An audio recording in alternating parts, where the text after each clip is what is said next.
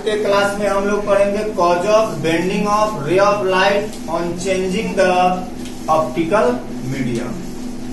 जब लाइट एक optical medium से दूसरे ऑप्टिकल मीडियम में जाता है तो रे ऑफ लाइट अपने ओरिजिनल पाथ से डेविएट हो जाता है।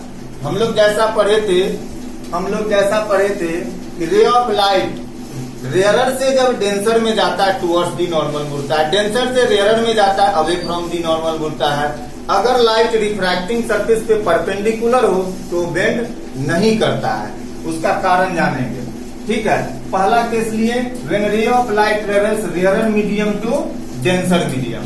अब देखिए जैसे ये रेयरर मीडियम है और ये डेंसर, तो जैसा हम पहले से जानते हैं रिफ्रैक्टेड रे किधर मुड़ेगा, टुवर्ड्स दी नॉर्मल। ठीक है, अच्छा रेयरर मीडियम और डेंसर मीडियम, यहाँ रेयरर मीडियम को मीडियम 1 माने, डेंसर को मीडियम 2 माने। ठीक है, रेयरर मीडियम का रिफ्रैक्टिव इंडेक्स N1 मान लेते हैं और डेंसर का रिफ्रैक्टिव इंडेक्स N2 मान लेते हैं।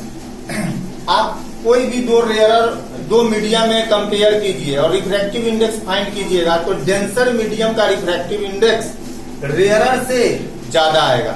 जैसे देखिए refractive index of glass C by velocity of light in glass हम निकाले 1.5 आया।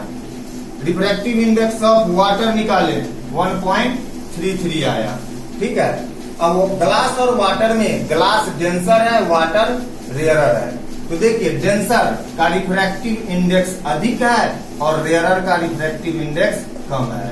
अब लाइट रेयरर से डेंसर में जा रहा है, ठीक है, तो डेंसर का रिफ्रैक्टिव इंडेक्स अधिक होगा और रेयरर का रिफ्रैक्टिव इंडेक्स कम होगा। तो अब मुझे ये जानना है कि जब रेयरर से डेंसर में जाता है तो टुवर्ड्स दी नॉर्मल क्यों मूव करता है। ठीक है, अब फ्रॉम स्नेल्स लॉ से देखिए, स्नेल्स लॉ में क्या पढ़े थे, sine I upon sine R, ये होता है refractive index of the medium. Sine I by sine R जो होता है, sine I by sine R, ये कांस्टेंट होता है, एन या म्यू से डिनोट होता है।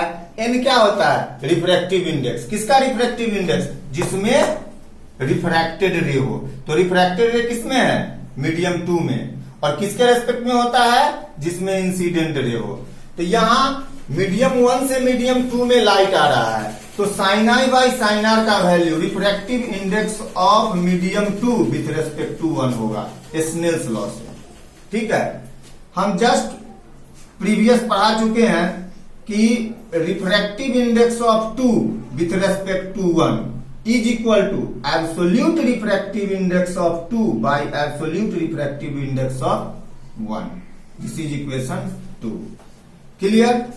अब यहां देखिए क्या कर रहा है, लाइट रेयरर से डेंसर में जा रहा है, तो रेयरर से डेंसर में जा रहा है तो डेंसर का रिफ्रैक्टिव इंडेक्स यानी N2 ग्रेटर देन N1, ये आपका गिवन हो गया। ठीक है, तो N2 बाई N1 का वैल्यू निकालिए, ये लेफ्ट में आएगा, इधर 1 बच जाएगा। N2 बाई N1 को क्या कहते हैं, N2 बाई N1 को क्या कहते हैं, refractive index of 2 with respect to 1। ठीक है, ये हो गया आपको फ्रॉम इक्वेशन 2। ठीक है, N2 1 के जगह पे हम लिख सकते हैं sine I by sine R, तो रिजल्ट क्या आया, sine I upon sine R greater than 1। तो sine I greater than sine R हो जाएगा। LHS RHS को कंपेयर कीजिएगा तो I greater than R. I बड़ा है, आर छोटा है। आर छोटा कब होगा, जब ये अपने ओरिजिनल पाथ से किधर मुड़ेगा, टुवर्ड्स दी नॉर्मल, तो आर जो है आई से छोटा हो जाएगा। ओके, नोट कीजिए। ठीक है, केस 2 है आपका whenever ray of light travels denser medium to rarer medium. Light travel कर रहा है डेंसर से रेयरर में। ठीक है, डेंसर का रिफ्रैक्टिव इंडेक्स N1 माने, डेंसर को मीडियम 1 माने हुए हैं। रेयरर का रिफ्रैक्टिव इंडेक्स N2 माने, मीडियम 2 मान लिए रेयरर को। ठीक है, अब हम जानते हैं कि डेंसर का रिफ्रैक्टिव इंडेक्स बड़ा होता है, रेयरर का छोटा होता है। यहाँ N2 लेस देन N1 होगा। क्लियर है। अब स्नेल्स लॉ कहता है sine I upon sine R, sine I upon sine R, the refractive index of medium 2 with respect to refractive index of medium 2 with respect to medium 1। ठीक है, sine I by sine R n21 यानी refractive index of 2 with respect to 1 हो गया। और n21 हम ये भी prove कर चुके हैं n2 बाई n1 होता है। ठीक है, अब गिवन से हम लोग लेते हैं since n2 less than n1, तो n2 by n1 less than 1। अब n2 बाई n1 आपका क्या है, refractive index of 2 with respect to 1। ये हुआ फ्रॉम इक्वेशन 2। ठीक है, अब n21 के जगह पे आप क्या लिख सकते हैं, इक्वेशन 1 से sine I by sine R, इसके जगह पे हम लिख दिए इक्वेशन 1 से sine I by sine R less than 1। तो साइन आई क्या हो जाएगा, लेस देन साइन आर, तो आई क्या हो जाएगा, लेस देन आर। ठीक है, तो डेंसर से रेयरर में जाता है, हम क्या पढ़े, refracted ray bends away the normal, normal से दूर भागता है। ठीक है, यानी आर बड़ा होगा आई छोटा होगा, प्रूव्ड हो गया। Clear, note it. Case third है आपका, when ray of light falls on refracting surface normally और परपेंडिकुलरली। मान लीजिए ये मीडियम 1 है जिसका रिफ्रैक्टिव इंडेक्स n1 है, और ये मीडियम 2 है जिसका रिफ्रैक्टिव इंडेक्स n2 है। और ये जो सरफेस है ये दोनों मीडियम को सेपरेट करता है, तो ये रिफ्रैक्टिंग सरफेस हो गया। अगर कोई लाइट इस पे 90 डिग्री पे पड़ता है तो ये कहां जाएगा, स्ट्रेट चला जाता है विदाउट बेंडिंग। ठीक है, ऐसा हम लोग पढ़े हैं क्यों जाता है। अब देखिए यहां पे लाइट कहां से जा रहा है, मीडियम 1 से मीडियम 2, तो स्नेल्स लॉ से क्या हम लिख सकते हैं, from Snell's law sine I upon sine R is equal to refractive index of 2 with respect to 1।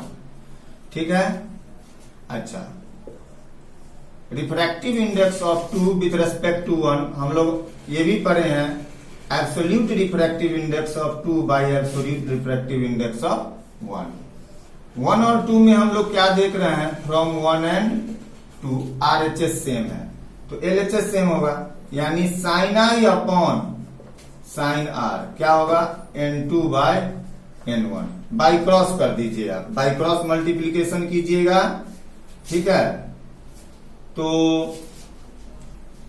क्या हो जाएगा, n2 sine R is equal to n1 sine R. ठीक है, अब यहां पर एक चीज देखना है, साइन आर क्या हो जाएगा आपका, sine r n1 by n2 sine i. ठीक है, अब एक चीज ध्यान देना है कि इंसिडेंट रे नॉर्मली पड़ रहा है, नॉर्मल भी यही होगा और इंसिडेंट रे भी यही होगा, तो दोनों के बीच का एंगल 0 होगा, यानी एंगल ऑफ इंसिडेंस क्या होगा, 0, n1 बाय n2। हाँ, यहां हो जाएगा साइन 0 डिग्री, चूंकि I is equal to 0 degree. ठीक है, साइन 0 का वैल्यू हम लोग जानते हैं 0, तो 0 इंटू n1 बाई n2 क्या हो जाएगा, 0। तो sine R is equal to sine 0 का वैल्यू साइन 0। ठीक है, तो R इज इक्वल टू क्या हो जाएगा, 0। बात समझ में आया। तो जैसे ही आपका इंसिडेंट रे नॉर्मल पे पड़ेगा तो एंगल ऑफ इंसिडेंस 0, और एंगल ऑफ रिफ्रैक्शन को हम क्या प्रूव किए, 0। तो एंगल ऑफ रिफ्रैक्शन को 0 होने के लिए रिफ्रैक्टेड रे को भी कहां आना पड़ेगा, नॉर्मल के एलोंग आना पड़ेगा। इसीलिए रे ऑफ लाइट जो है अपने पाथ से डेविएट नहीं करता है जब रे ऑफ लाइट रिफ्रैक्टिंग सरफेस पे परपेंडिकुलरली फॉल करता है। ओके, नोट कीजिए।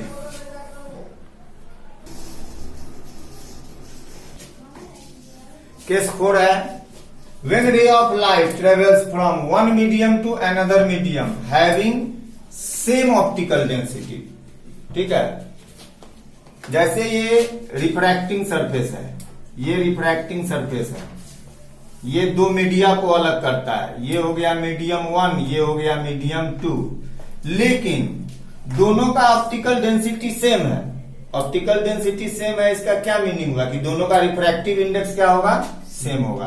अगर इसका रिफ्रैक्टिव इंडेक्स N1 है और इसका रिफ्रैक्टिव इंडेक्स N2 है, तो यहाँ N1 और N2 क्या होगा, सेम होगा। इस केस में भी रे ऑफ लाइट अपने ओरिजिनल पाथ से डेविएट नहीं करेगा, है ना। जैसे अगर ये लाइट इंसिडेंट कर रहा है इस तरह से, तो ये अपने ओरिजिनल पाथ पर ही जाएगा।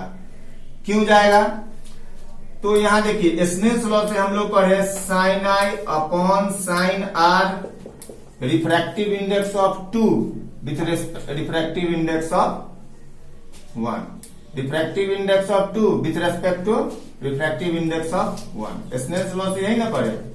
और यहाँ N2 by N1 absolute refractive index of medium 2 by absolute refractive index of medium 1, ये भी होता है refractive index of 2 with respect to 1। ठीक है, तो ये दोनों क्या हो जाएगा, सेम हो जाएगा। हाँ ठीक है, कहने का meaning sine I upon sine R ये हो जाएगा N2 बाय N1। चूंकि RHS बराबर है तो LHS बराबर होगा from equation 1 and 2, from 1 and 2। अब आप देखिए चूंकि N1 बराबर N2 दिया है, N1 इक्वल टू क्या दिया है, N2।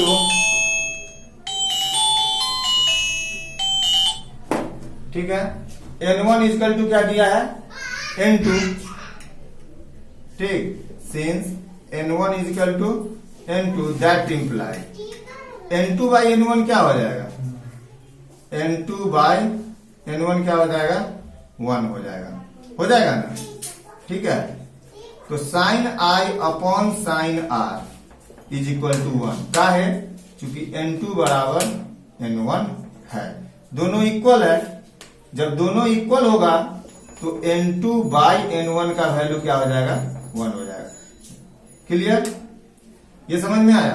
तो इस केस में आप क्या देख रहे हैं, अब बाई क्रॉस मल्टीप्लीकेशन कीजिएगा तो साइन आई इक्वल टू क्या हो जाएगा, साइन आर, तो आई इक्वल टू क्या हो जाएगा, आर हो जाएगा। अगर ये इंसिडेंट रे है, ठीक है, और ये ठीक है, ये इंसिडेंट रे है और ये नॉर्मल है, तो ये angle of incidence, angle of refraction और एंगल ऑफ इंसिडेंस बराबर है। इसके लिए क्या होना होगा, रिफ्रैक्टेड रे को भी अपने ओरिजिनल पाथ पे, इंसिडेंट रे के ओरिजिनल पाथ पे जाना होगा। बात समझ में आया। तो इस केस में आई और आर इक्वल हो जाएगा। ओके, चलिए नोट कीजिए।